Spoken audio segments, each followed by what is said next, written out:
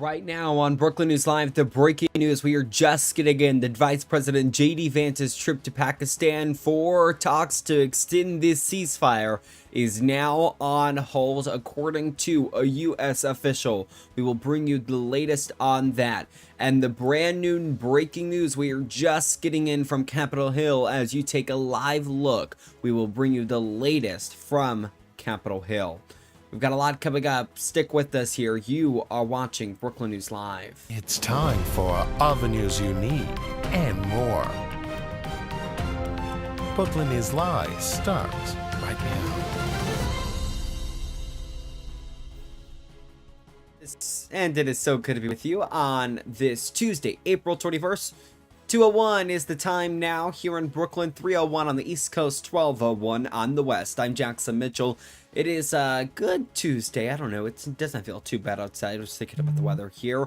But we do have a lot of news we are going to get to, so stick with us here as we do just exactly that. We do want to start with the breaking news that we've literally gotten in within the last few moments on the war in Iran from the Associated Press, where they are now reporting that according to a U.S. official, Vice President J.D. Vance's trip to Pakistan once again is now on hold. So again, this is just now coming into us and is the breaking news, at least to us. Now this comes as we were going to bring you some reporting from the Associated Press as well that did say that this trip was going to be on hold, that it wasn't happening, because we know yesterday when we were on the air we had brought you reporting that there had been talks that a second round of ceasefire conversations could be happening and that the vice president could be leaving in order to end this war in Iran. So that again has not happened just yet.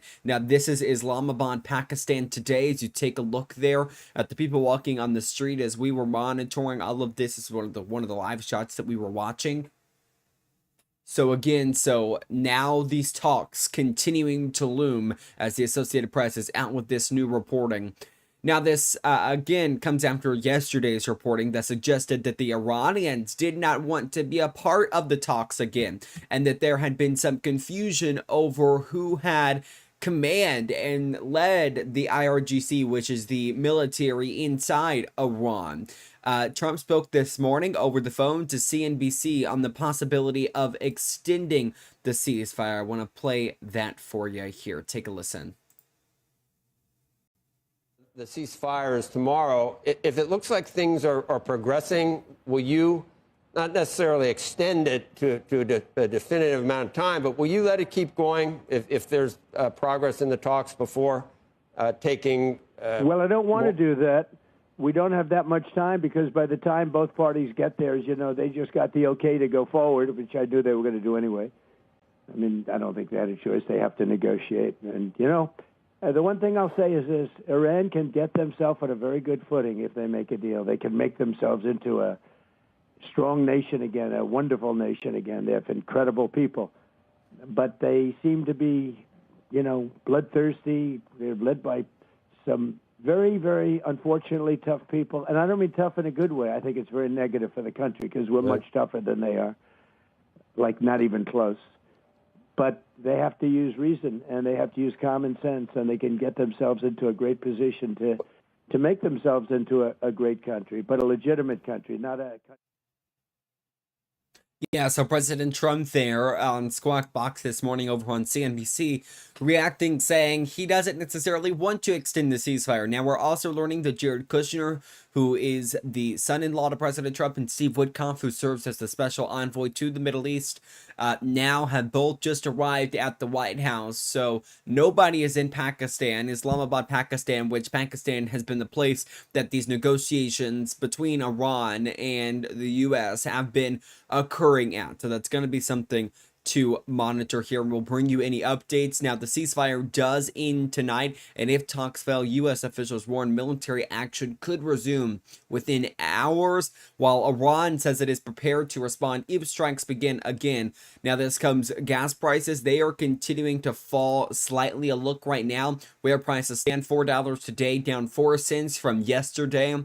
357 in Arkansas. That's also down. It was 364 yesterday in Jonesboro. Now it's 359, so down 5 cents in Jonesboro. So gas prices continuing to come down, but could they spark up once again if we see the ceasefire end and fire and military action begin once again inside Iran? That is the question, and something we will monitor throughout the overnight hours as this ceasefire does come to an end. Okay, our first break of the hour going to come to you. We'll be back here in just a moment with more news. You are watching Brooklyn News Live on this Tuesday. Stick with us because coming up next, Kevin Warsh, who is the Trump nominee for the Federal Reserve Chair, he testified in front of a Senate committee, I believe, yes, today, and we're going to bring you some of that and what he stands for when we come back.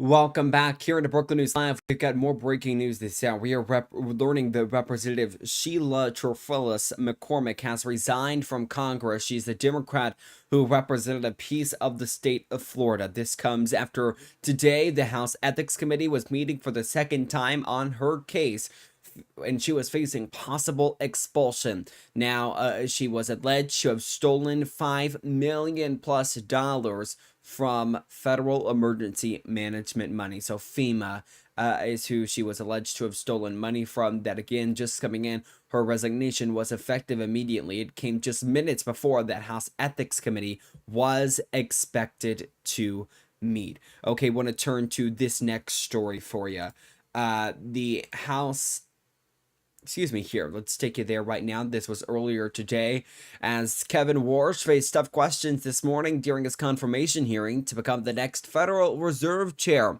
Now, current Fed Chair Jerome Powell's term is expected to end on May 15th of this year, so just in a few weeks. Warsh served as a Fed board member from 2006 to 2011 and has lots of knowledge about Wall Street. Warsh is known for advocating for transparency at the Fed and taking a somewhat hawkish view at some things there. So you're seeing a piece of questioning from earlier today inside that Senate committee. Now, President Trump announced that he would be his pick to succeed Powell back in January. Now, again, transparency at the Fed is something that Warsh has advocated for, as well as a hawkish view of inflation.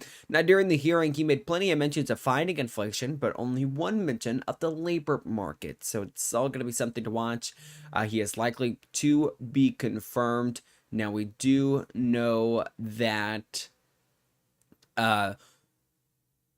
there is a few Republicans, I should say one Republican that I at least know of, that is a no vote on this.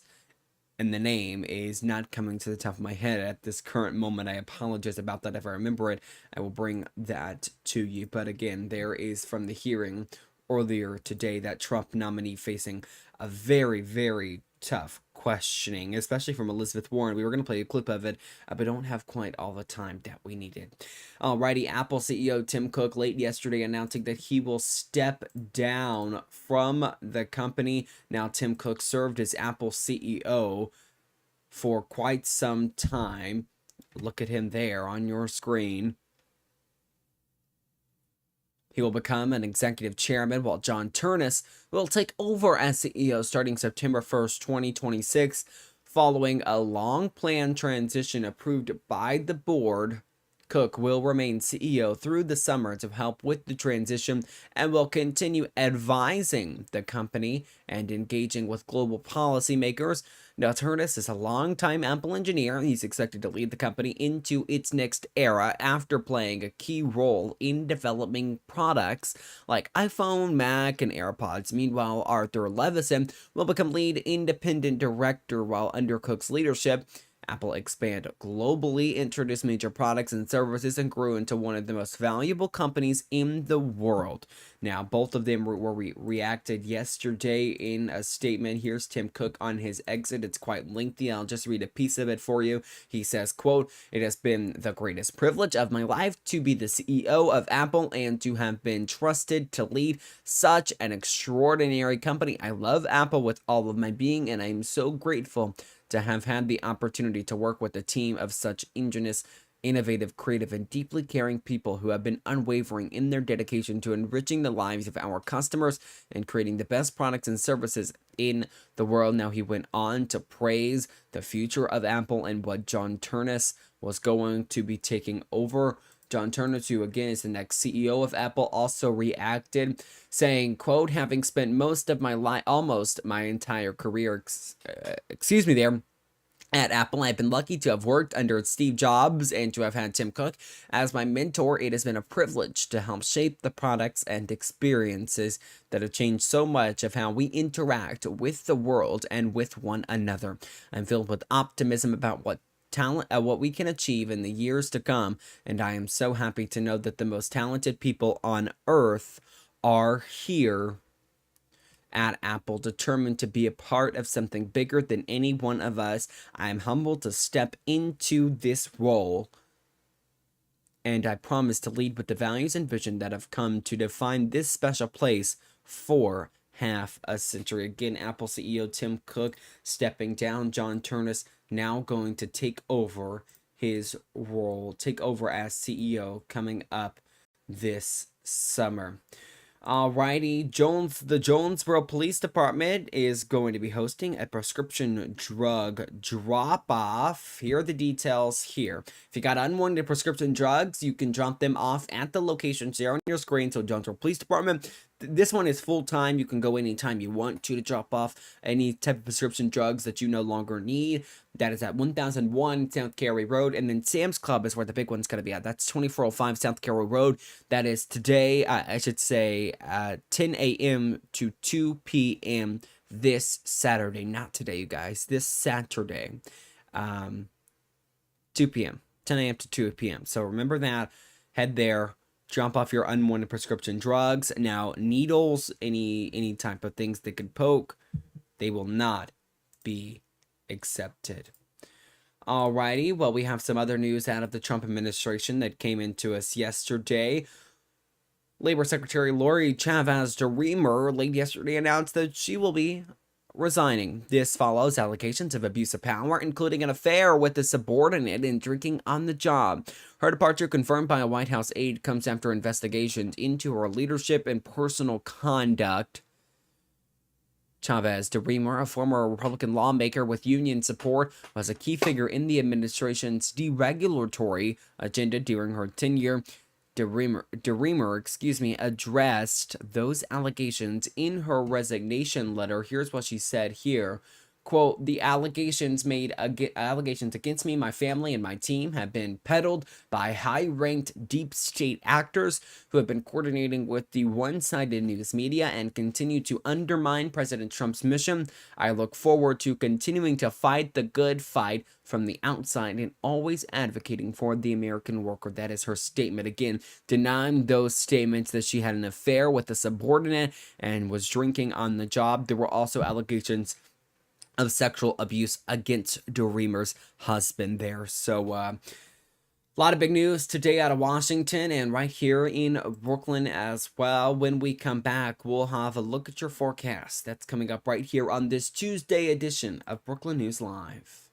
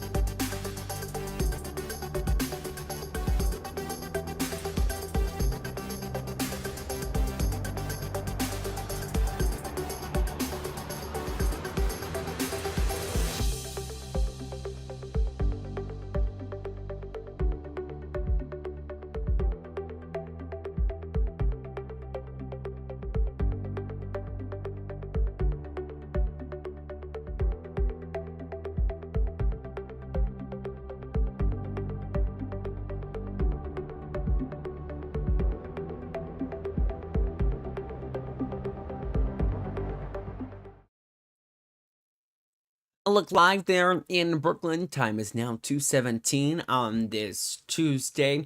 I don't know, it's warm, but it's kind of cloudy outside, so not a lot of sunshine out right now, and that is exactly what was forecasted. Cloudy skies remain throughout tonight. Low of 56 as we go into the overnight hours. By Wednesday, high of 78, low of 59. Cloudy skies continue all the way into Thursday, where we're going to see a high of 83 and a low of 67. So cloudy skies remain again tomorrow when we're with you. We're not going to be here Thursday, Friday.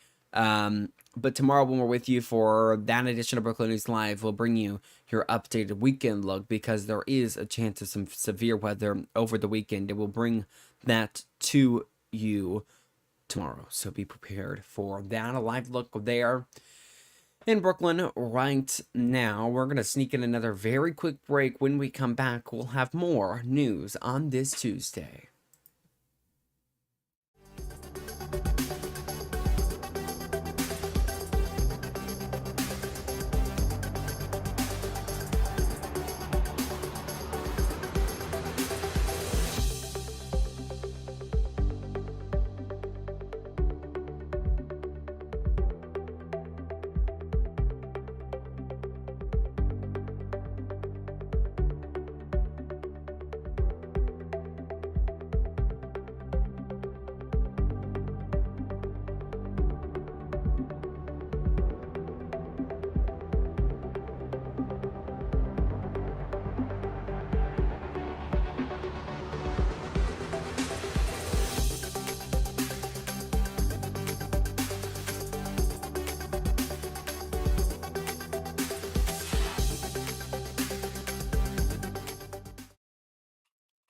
Just like I said, just doing a quick break. A live look right now at Capitol Hill. 3:19 is the time now. House Republicans and Democrats held press conferences earlier this morning. We'll start with House Republicans. This press conference lasted about 30 minutes or so we cut it down to just the question and answer portion. Speaker Mike Johnson is going to be the person answering those questions. Let's take a listen.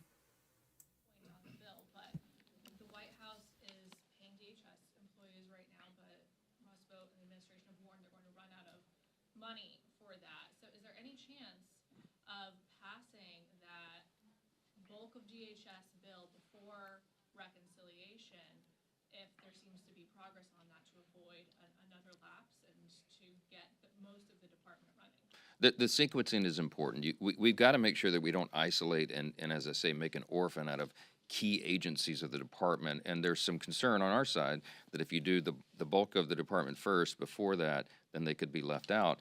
We can't allow for that. So we're working through that. The sequencing is important, and the language of the legislation is important as always, and we'll get there. Just stay tuned on it. Mr. Speaker, thank you, Speaker. Do you have faith in the House Ethics Committee? It's really the only avenue that members can police one another up here on Capitol Hill, yet there are still reports of misconduct, reports of inappropriate relationships, and there have been investigations that have been ongoing for months with no resolution in sight. Well, yeah, let me say this about the House Ethics Committee. This has been, this committee and this cycle and the last cycle, I mean, this has been, the last two Congresses have been very busy for the Ethics Committee. We live in an age, look, let me just back up. There's always been untoward activity among political figures. I mean, going back to time immemorial, right? There's always been marital infidelity. There's always been despicable behavior.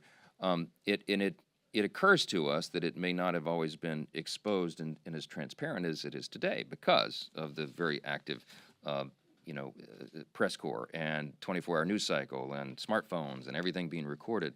And so what that means is the House Ethics Committee is an essential component of this institution. They keep the faith in the institution by policing their own members. And when allegations are made against members of Congress, they take it very seriously. There's a number of deliberate steps that are taken where due process is provided. Now, you can't just take action against a member based on allegations. There's got to be some element of due process, and it's an important part of our constitutional system and traditions. And so our ability to do that in the House is governed by the bipartisan House Ethics Committee. You cannot take a step forward against a member unless there is a bipartisan vote. There's lots of safeguards in there for the due process. Sometimes it takes a long time. I'll note this with Sheriff McCormick, for example, who have her effectively her sentencing phase of her of that process today.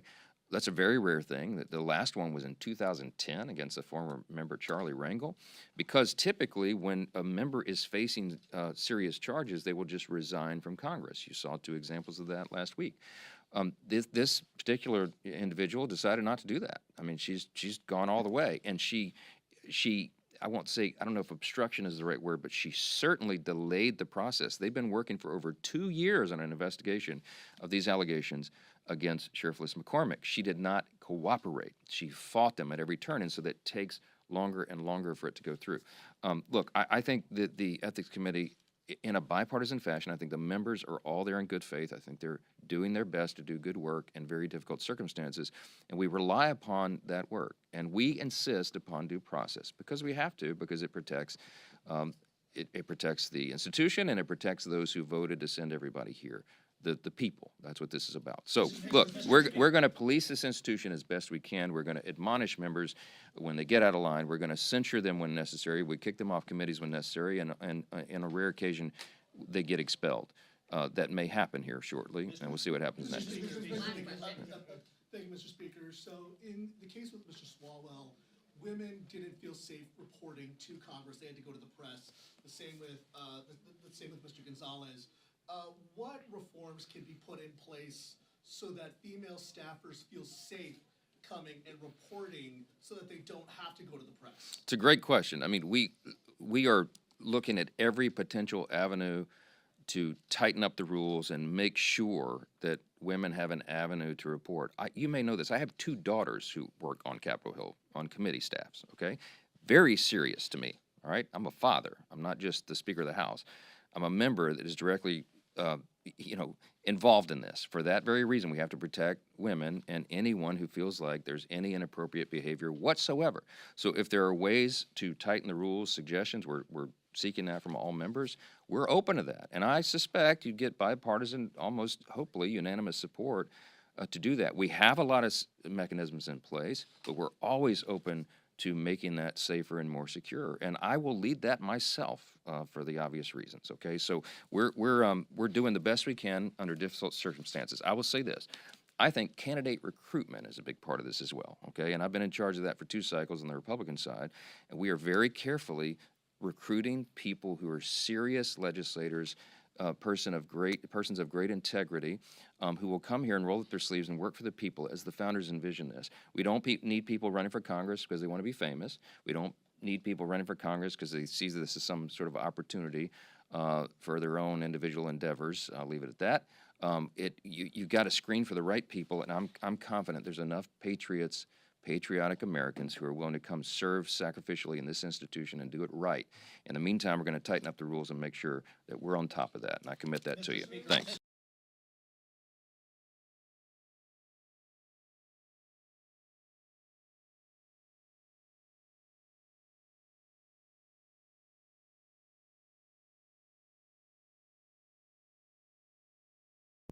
Alrighty, that press conference earlier today from Capitol Hill.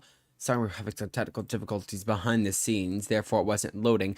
Let's now take you over. This is House Democrats earlier today. Now, we'll note they were talking a lot in that Republican meeting about the Democratic representative, Sheriff Alyssa McCormick. She has since resigned from her position just minutes before. If you also got heard...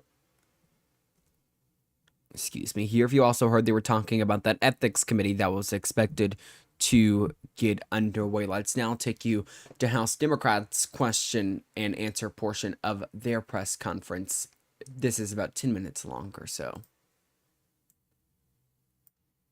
Reconciliation package that they're trying to pass, they're hoping to have it to the House to be taken up as soon as next week. I'm curious, as this process gets underway again, are there any lessons that you all learned from the way that you attacked the so-called One Big Beautiful Bill last year? And can we expect to see the, events on the steps, all of the types of programming that you all did around that particular piece of legislation? Can we expect to see that this time around, or is it just a different ball game? Is each reconciliation package different, or do you expect to use some of the same strategies on this one as you all did last year? I think it could be a little bit of both. I think that they are all different, right? This is different timing. This is closer to the election. I think some Republicans have some concerns. First, in order for them to move it from the Senate to the House, they have to have 50% support, and we'll see if they have that support within the Senate conference. I just don't know if that's the case. I think, unlike some of the reconciliation from last year, it was a clear assault, and we said it here. It was a clear attack on healthcare. What Senate and House Republicans did with Donald Trump's blessing in the One Big Ugly Law, the One Big Ugly Bill at the time. And that was clear for us to make that case. And I remember clear as day, Steve Scalise standing on the House floor, waving the budget resolution saying, we don't cut Medicaid. We never, we don't say that, when we knew that was the case. We knew you can't instruct $900 billion in cuts to energy and commerce without cutting Medicaid. We knew that was going to happen, and we called them on it.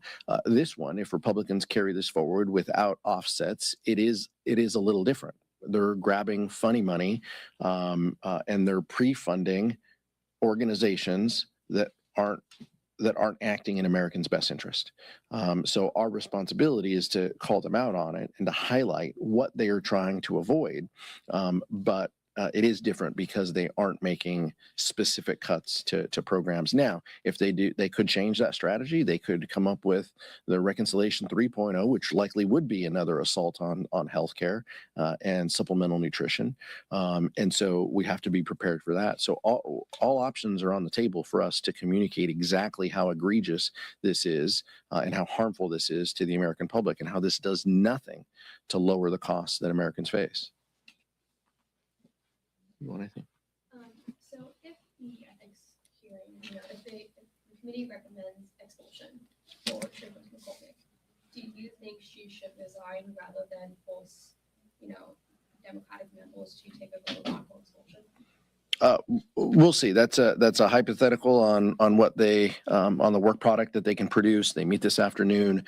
They will make that public at some point today or tomorrow. Is what the public reporting indicates. We will get there. We will cross that bridge when we get there. Serious allegations. We have not denied the seriousness of those allegations, and I have said before that I take the work product that the ethics committee does to heart. And so Leader Jeffries has indicated that we will meet and gather and go from there. Mike.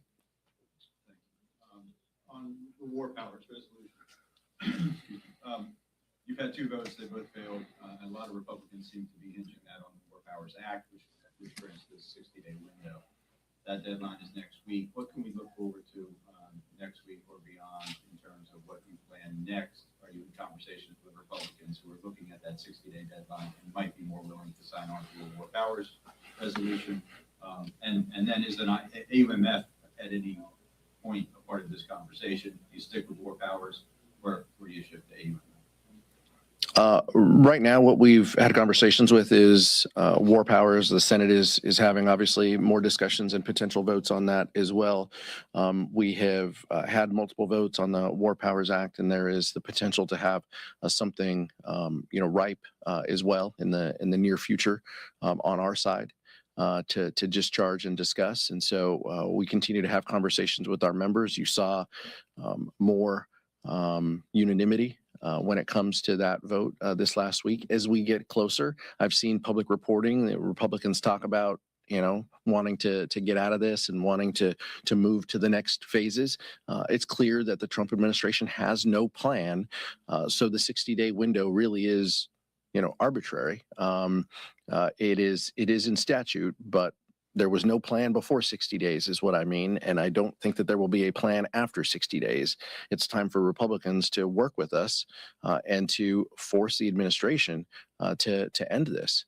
It's clear that there continue to be issues with the ceasefire. Is J.D. Vance on a plane? Is he not on a plane? The Iranians are Alrighty, their House Democrats holding their weekly press conference on Capitol Hill. That is going to wrap up this edition of Brooklyn News Live. Remember, you can join.